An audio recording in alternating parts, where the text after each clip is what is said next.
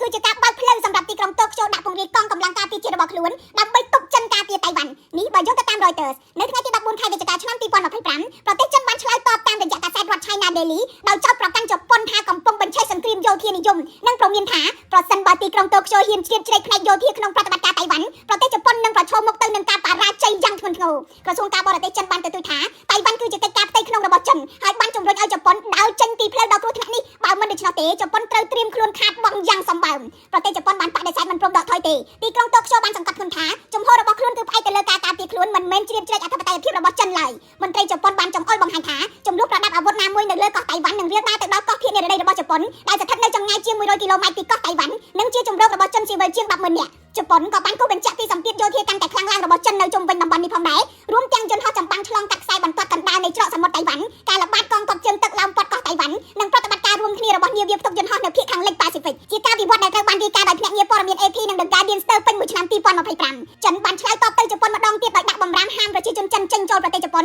ដោយលើកនេះបានចោទប្រកាន់ជប៉ុនថាបានបំភ្លើសគំរាមកំហែងដើម្បីបង្ហាញពីភាពត្រឹមត្រូវនៃការកសាងកម្លាំងយោធារបស់ខ្លួនស្របពេលជប៉ុនទៅបង្ហាញភាពល្អល្អឿនជាមួយនឹងអាមេរិកប៉ុន្តែជប៉ុនថាវត្តមានយោធាចិនទៅវិញទេដែលជាការគំរាមកំហែងការប្រលាស់គ្នាទៅវិញទៅមករវាងប្រទេសមហាអំណាចអាស៊ីទាំងពីរបង្កើនការព្រួយបារម្ភថាការកណនាខុសណាមួយអាចប្រែក្លាយពាក្យសម្ដីទៅជាការប្រឈមមុខដាក់គ្នាដោយកម្លាំង